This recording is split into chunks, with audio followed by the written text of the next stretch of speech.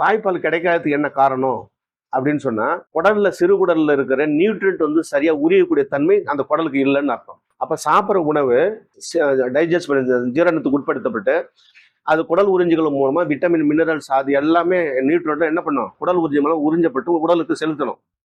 ஆகவே அது மாதிரி சீரான போஷாக்கு சரியான அளவு இல்லாதனால அந்த தாய்க்கு என்ன ஆகும்னா பால் சுரக்கிறது குறைவா இருக்கும். ஒரு காரணம். இன்னொரு காரணம் என்னன்னா, அந்த குழந்தை வளர்க்குற போதே அழகு கெட்டுடும், அது கெட்டு இதாயிடும் அப்படின்னு அந்த நினைப்பிலேயே மனோரீதியா உட்படுத்துவது.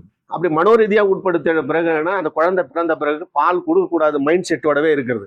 அதிகமாக கொடுக்கக்கூடாது. இப்போ மைண்ட் செட்டோட இருக்கும் போது மனதின் காரணமாக என்ன பண்ணணும், பிட்யூட்டரி ஹார்மோன், ஹைப்போதாலமஸ் ஹார்மோன் வந்து அதுக்கு தகுந்த மாதிரி அதனுடைய அளவு முறைகள் மாறுபடும். அப்படி மாறுபடுறதுனாலும் குழந்தைக்கு பால் சுரக்கிறது குறைஞ்சிடும்.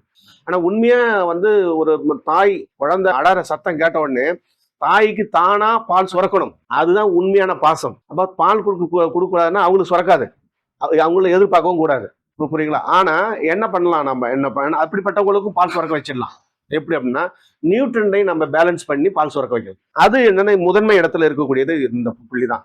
புரியுங்களா? இது என்ன பண்ணும், clockwise anticlockwise டைரக்ஷன்ல அப்படி சுத்தி விட்டால அந்த தாய்மார்கிட்ட நீ சொல்லிட்டாலே அவங்க செஞ்சுக்குவாங்க. புரியுது? இதோட சேர்ந்து இது கூட இன்னொரு வருமாற்றல் இருக்கு. எங்க அப்படின்னு சொன்னா, இந்த எலும்பு பக்கத்துல இது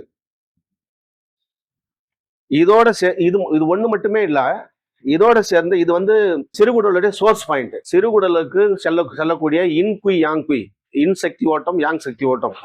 புரியுங்களா? ரெண்டையுமே பேலன்ஸ் பண்ணக்கூடியது. அப்ப சிறுகுடலை நம்ம என்ன பண்ணோம், இயக்கத்துக்கு உட்படுத்துவதற்கான இதை வந்து நம்ம இது பண்ணிட்டோம். ஆனா அதே சிறுகுடலுக்கு பிரபஞ்ச ஆற்றலும் நியூட்ரன்ல இருந்து கிடைக்கக்கூடிய ஆற்றலும் சரியாக கிடைக்கணும் அப்படின்னா இதையும் சேர்த்து பண்ணணும். இதை என்ன பண்ணணும், அதே மாதிரி pressure clockwise anticlockwise direction கொடுக்கலாம். நம்ம கூடுதல் ரிசல்ட் கிடைக்கணும் அப்படின்னா இப்படி அழுத்திக்கிட்டே இருந்தோம் அப்படின்னு சொன்னா இதுல இருந்து ஒரு ஆற்றல் பரவும்.